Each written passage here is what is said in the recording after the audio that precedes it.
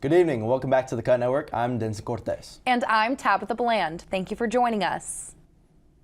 Before we look into this week's stories, we begin today with news in New York City, where 29 people were shot or otherwise injured in a Brooklyn subway shooting. The shooting happened on a Manhattan-bound N train making stops just before 8:30 a.m. Frank James, the suspect, wore a gas mask and deployed a gas canister before shooting. The attack is not being investigated as an act of terrorism. However, NYPD Commissioner Keishant Sewell hasn't ruled anything out. Authorities are looking for a U-Haul that is in connection with the shooting as well.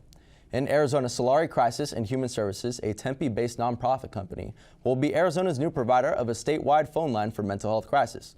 The phone line will operate 24/7 every day of the year starting October 1st and will be responsible for initiating mobile team dispatch and tracking, reporting disposition and outcome information according to state specifications.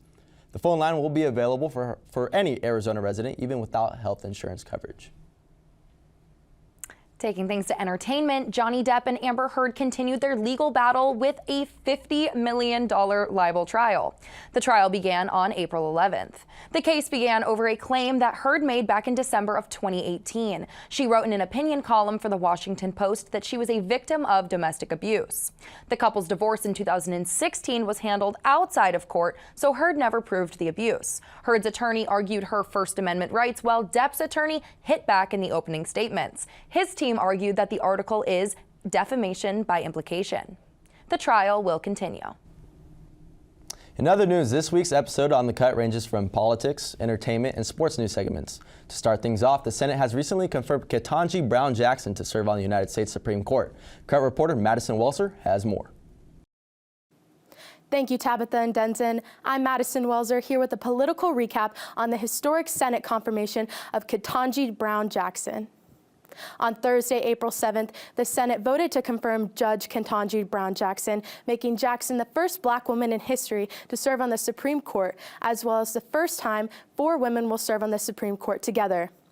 Jackson was confirmed by a 53-47 vote, with 3 Republican senators crossing party lines to vote for Jackson, including Senator Mitt Romney of Utah, Susan Collins of Maine, and Lisa Murkowski of Alaska. Prior to the Senate vote, Romney tweeted his intentions to vote for Jackson, saying, quote, "While I do not expect to agree with every decision she may make on the court, I believe that she more than meets the standards of excellence and integrity," end quote. Judge Jackson is likely to vote with liberals on the upcoming Supreme Court cases. However, Jackson's confirmation will not disrupt the conservative 6-3 majority on the Supreme Court. President Biden, who was with Jackson at the White House during the confirmation vote, shared in an Instagram post, quote, "Judge Jackson's confirmation was a historic moment for our nation. We've taken another step forward, making our highest court reflect the diversity of America. She will be an incredible justice, and I was honored to share this moment with her," end quote. Back in February, President Biden nominated Jackson, fulfilling his pledge to nominate the first black woman to the Supreme Court. After current Justice Stephen Breyer retires, Jackson will be sworn in as an Associate Justice at the end of the court's term, which is expected to be sometime this summer. Let's go back to the desk.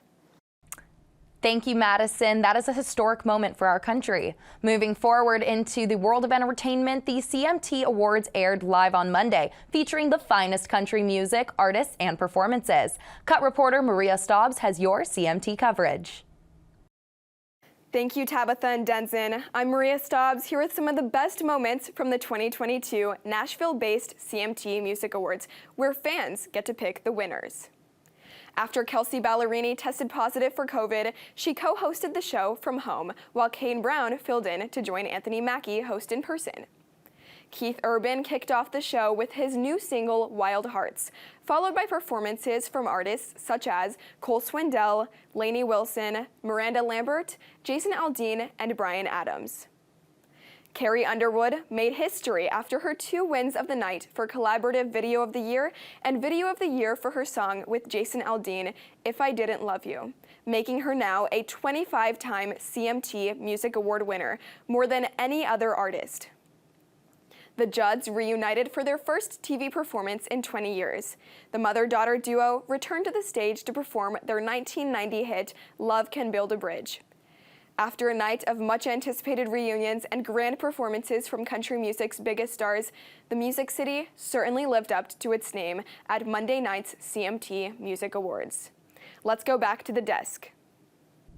Thanks for that coverage, Maria. For all you sports fans out there, the Masters tournament happened last week in Augusta, Georgia, and was full of action. Sports reporter Ethan Briggs has the story. Thank you. I'm Ethan Briggs. This past weekend, the Masters was in full swing, and one golfer came away victorious for the 4th time in 6 starts. Scottie Scheffler's run started on Super Bowl Sunday right here in Phoenix with a win at the Waste Management Open.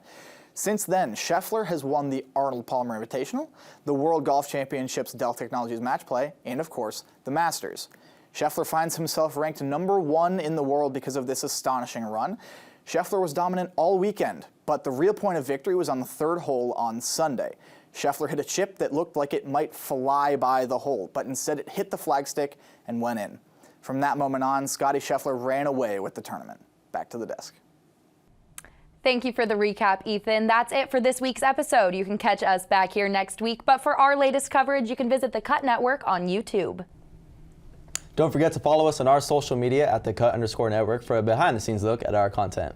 Thank you for watching. Have a great night.